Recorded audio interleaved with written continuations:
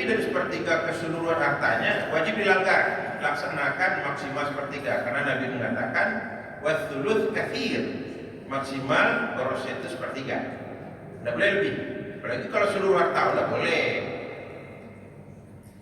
Lalu berikutnya tentang wasiat itu yang benar adalah bila berwasiat tidak untuk orang-orang yang dilarang berwasiat oleh Nabi. Orang-orang yang dilarang diwasiati. Orang-orang yang dilarang diwasiati itu adalah orang-orang yang dia memang sudah dengan sendirinya secara otomatis dia adalah ahli waris.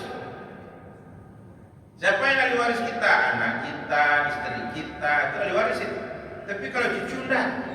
Nah, berarti cucu boleh diberi wasiat. Kalau anak tidak boleh, istri tidak boleh. Contoh tidak boleh apa? Seseorang wafat, dia pedagang besar. Lalu apa katanya? Sawah ambo di kampung untuk orang gaya ambo, rumah untuk istri, perhiasan untuk istri, mobil untuk anak, toko yang dipasang untuk anak laki. Haram. Masuk neraka orang berwasiat seperti itu. Kenapa? Karena dalam Islam Muslim Nabi berkata, la wasiyata liwarithin, tidak boleh berwasiat untuk ahli waris. Nah, jadi ahli waris itu hanya dapat harta melalui apa? Melalui pewarisan. Jelas ada jatah surang-surang diatur oleh Allah dalam surah An-Nisa ayat sebalik ayat 2 balik. Ayat sebalik itu anak-anak, semua anak laki-laki dan perempuan. Ya, yusikumullahu fi auladikum lidzakari mithlu hadzal unthayain. Allah bertausiah kepada kalian. Itu awal ayat 11 itu. Allah bertausiah kepada kalian bahwa satu orang anak laki-laki jatah warisannya sama dengan 2 orang anak perempuan. Itu tausiah Allah dilanggar oleh orang Minang. Laki-laki 2 kali nak bersih di orang Minang pak. Laki-laki dah punya saputan baju di rumah orang gaib dah. Nah, itu termasuk neraka dah bersih. Lalu itu nyok kambing, saya sadar nyuntiknya orang terkaitnya. Neraka-nya. Istri masuk neraka loh. Sebab itu nyok kambing, mertua suaminya sadarnya, pada mertuanya mesti tidur. Nah, dalam surah An-Nisa balik, mertua dapat seperenam kalau suami wafat. Fali ummihi sudus, maka untuk ibu dari suamimu itu 1/6. Kenapa kami? Saya sadarnya.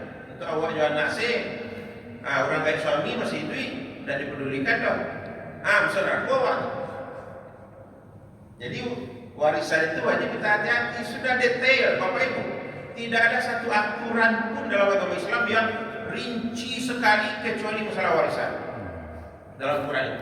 Masalah sholat dah rinci, masalah haji dah rinci, masalah zakat dah rinci, kurban apalagi. Ya, tapi kalau wasiat ayat 11 dan 12 itu luar biasa, segalanya disebut di situ. Saudara seibu saya disebut, bayangkan ya, saudara seibu, ibu awak dan sama jenjangnya ayah awak berbeda. Ada satu itu ada surah An-Nisa kembali lengkap, detail, rinci. Nah, jadi oleh karenanya itu sisi yang harus dilihat dulu wasiat tadi. Nah, lain tak ke ahli waris berwasiat. Satu, yang kedua, lain tak lebih dari sepertiga jumlah wasiatnya. Nah, itu penentunya. Nah, apalagi Bu? Satu lagi Ustaz. Iya. Terkait kupon tadi, pembagian kupon tadi. Mungkin di sekitar kita ini mungkin dia berkorban di kampung Ustaz. Ternyata dia orang mampu. Kalau dia berkorban di kampung kan dia tidak dapat dari kurban. Mungkin dari panitia pertimbangannya ngasih seperti itu bagaimana Ustaz? Iya. Nah begini, sebenarnya berkorban itu jatah peserta itu sepertiga bagian. Kalau sepertiga itu kurang lebih 4 kilo sampai 4,5 kilo. Ya. Tetapi kan faktanya diberikan oleh panitia kepada peserta berapa? Kalau ada 2 kilo, paling banyak 2,5 kilo daging. Kan berlebih sekitar 1,5 kilo. Nah itu boleh untuk panitia, boleh untuk warga. Tapi ya yang sudah kaya dimotivasi untuk berkurban, bukan dibagi daging kurban. Karena ada juga orang ini yang kurang imannya, dia bangga dengan kurang imannya. Di mana dia ngobrol ngomongnya gini, ambo koha selama itu dia belum pernah mau satu korban lagi. Tapi, dia tahun, satu ada yang korban. Di samping rumah orang membantai namanya ke satu ke kaki. Jadi nak tujuannya maka daging kurban bukan satu berkorban. Nah itu kalau kurang iman. Itu majuannya itu tahu dia tanya kurban ke rumahnya. Tapi ada nyonya satu kurban lain. Gitu. Jadi dimotivasi dia untuk ikut berkurban bukan malah dimanjakan dengan selalu diberi kupon setiap tahun. Nah gitu idealnya. Nah, iya. Silakan pertanyaan lain. Silakan Pak. Masalah berutang. Berutang, saya Pak. Kalau seandainya tidak boleh berutang, umroh atau haji atau berkurban, masalah gadai bagaimana? Iya. Gadai kan? Iya. Jadi gadai kan wajib ditebus. Nah itu berutang namanya itu Pak. Gadai wajib ditebus. Hendak tertebus dakwah disita aja barang nama gadaian. Nah itu tandanya utang. Nggak boleh. Kalau kamu gadainya atau menjual satu-satunya barang berharga awak, sumber penghidupan awak tak boleh. Anu sanggup dah tuduh, jangan memaksakan diri. Banyak-banyak berdoa itu tambah pula ikhtiar. Nah itu dikabulkan. Kalau untuk berhaji sanggup itu kadang tak masuk dia kawak dong. Nyo di dekat stadion Membonjol di Bengkolan tu atarajonyo tukang membeluan sipaturan rusak dan cabiat dalam pesolnya itu kerajonyo. Aku dia kira 35.000, 10.000. Bisa deh. Memang nak buang tiap harinya nak buang di rumahnya surang. Bisa deh. Adulah mama menggali jagung akui di pasar teh Bukit Tinggi. Bisa aja nih. Itu harinya nak buang. Galinya jagung akuinya. Nah itu kalau sanggup itu yang panggilan Allah itu. Jadi kalau kita belum dipanggil tidak boleh memaksakan diri. Kalau dipanggil siapa saja dipanggil berangkat. Tidak ada yang bisa menghalangi. Nah gitulah Pak. Jadi tidak dengan berutang untuk bisa ke tanah suci. Karena dipanggil yang sanggup, bukan yang sanggup menggadai, sanggup menjual, sanggup berutang, bukan. Boleh menjual kalau masih ada barang kita yang lain. Nah, ibu perhiasannya banyak, hanya jual sebagian untuk haji, ada. Sebagian, jangan bitande bukan dari haji jatuh miskin, aku namanya untuk haji. Ya berhaji itu bukan sesuatu yang diwajibkan, sudah. Dia hanya wajib bagi yang sudah mampu saja, bukan bagi semua orang Islam. Sudah. Sama dengan zakat. Kalau tidak mampu, tidak wajib berzakat. Malah menerima zakat dia. Nah, gitulah. Gitu, Pak. Ada? Ya, silakan, Ibu. Assalamualaikum warahmatullahi wabarakatuh. Waalaikumsalam. Ini Ustaz, Ya. saya pernah mendengar bahwa orang tua yang sudah meninggal, anaknya wajib mempuasakan orang tua yang sudah meninggal itu. Itu bagaimana Ustaz? Dan Iya. bagaimana pelaksanaannya? Baik. Jadi suatu kali seorang anak menghadap Rasulullah. Ya Rasulullah, ibu saya wafat. Dia membawa utang puasa ke kuburnya.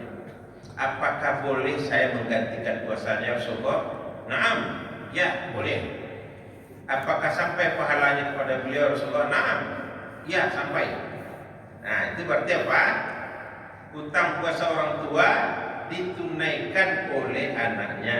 Utang puasa Ramadan. Ya, tapi jangan puasa-puasa sunat, tak boleh. Orang gaya awak puasa sunat lawak ko puasa Arafah ten orang gaya ada. Puasa sunat lawak ko ten orang gaya ko 10 Muharram semuanya. Utang puasa.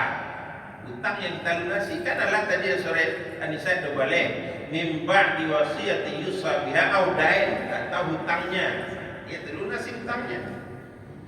Jadi kalau hutangnya berupa puasa, nanti anaknya berpuasa atas nama ibunya yang berhutang itu. Berapa jumlah hari yang ibunya tidak puasakan itu? Nanti dibayar oleh anaknya.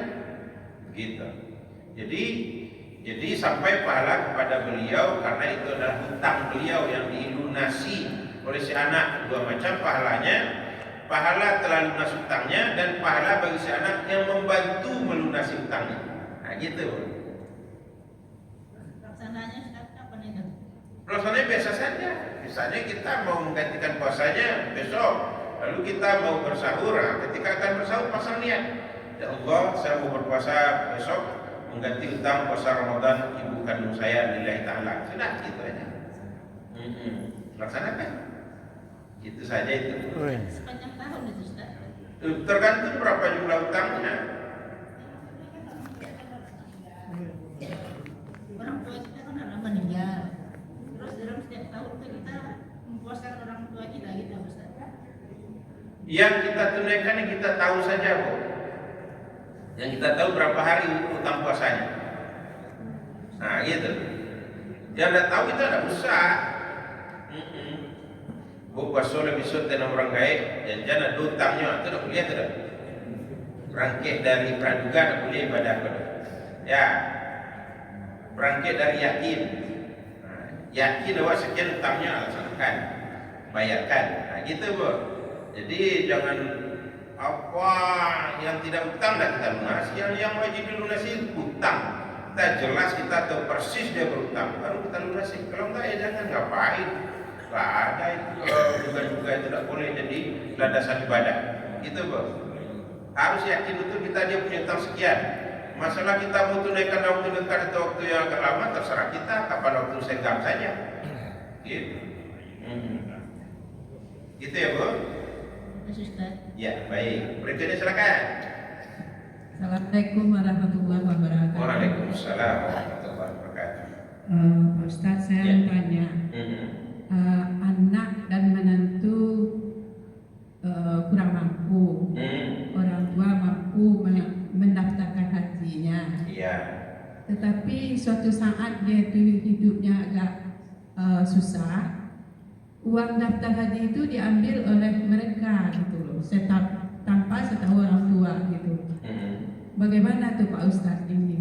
Iya. Jadi berarti dia membatalkan hajinya tanpa setahu orang tuanya yang sudah mendaftarkan gitu. Iya. Ya itu aja Pak Ustadz, terima kasih. Assalamualaikum warahmatullahi wabarakatuh. Waalaikumsalam warahmatullahi wabarakatuh. Iya. Jadi itu adalah suatu kebaikan luar biasa dari seorang tua untuk membantu anak atau menantunya untuk bisa berangkat haji.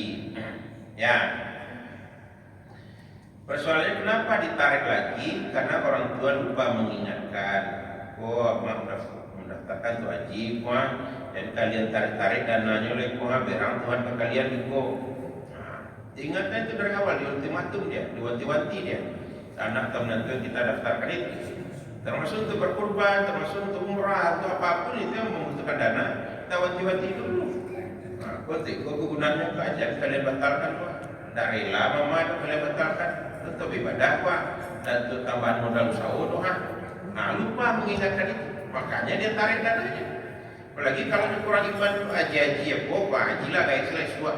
Gua perlu dana, gua perlu tambahan modal, pak. Nah gitu baginya. Jadi selaku awak orang tua, pandangan jauh ke depan, balang lawe alam awak. Lado dalam pengenawa itu hendaknya basuh.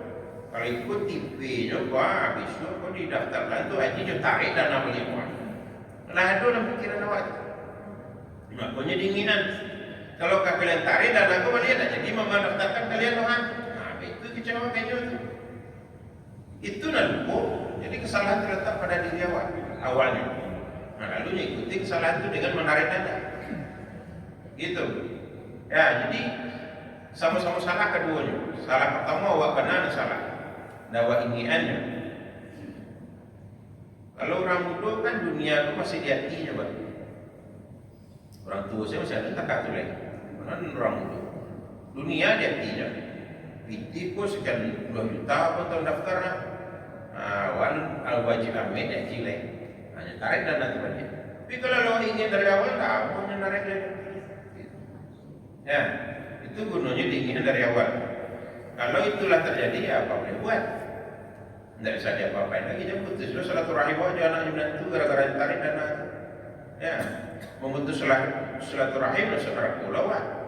La yadkhulul jannata qati'u rahmin. Tidak akan masuk surga orang yang memutus silaturahim. Ya, jadi Tetap saja, bahkan dalam surah Luqman apa? Wa in jahadaka ala an tusyrika bi ma laysa laka bihi ilmun fala tuti'huma wa sahibhuma fid dunya ma'rufan. Kalau sungguh-sungguh orang tuamu mengajakmu berbuat syirik yang kamu tidak punya ilmu tentang itu, jangan kamu taati kedua orang tua. Tapi ingat, tetap bergaul baik dengan keduanya. Bayangkan orang diajak untuk syirik, bergaul baiknya begitu. Sudah cuma sekedar batalkan dana haji. Tetap dia adalah darah daging kita, dia adalah nanti kita. Gitu. Ya, tidak boleh putus silaturahim. Kalau dia salah itu karena berawal dari kita salah, kita tidak mengingatkan dulu. Sudah menarik lagi dana itu untuk digunakan bagi kepentingan yang lain. Nah, gitu. Maka dia itu kalau punya uang mah, sarana ada uang lah untuk anu, ada di tidak ada lah kayak saya ada di. Nah, begitu. Jadi itulah anunya. Kondisinya ya, Bu. Jadi kalau kamu bayi awak supaya sampai nih awak itu diingatkannya di awal-awal. Jadi gunakan untuk nelayan juga nanti ikonya untuk nelayan aja di doa. Ya, terima kasih Ustaz. Assalamualaikum warahmatullahi wabarakatuh. Waalaikumsalam warahmatullahi wabarakatuh. Boleh Bapak? Nah, setengah 7 saya dikira. Itulah dulu pertemuan kita suku ini. Mudah-mudahan bermanfaat. Terima kasih banyak. Maaf. Assalamualaikum warahmatullahi wabarakatuh. Waalaikumsalam.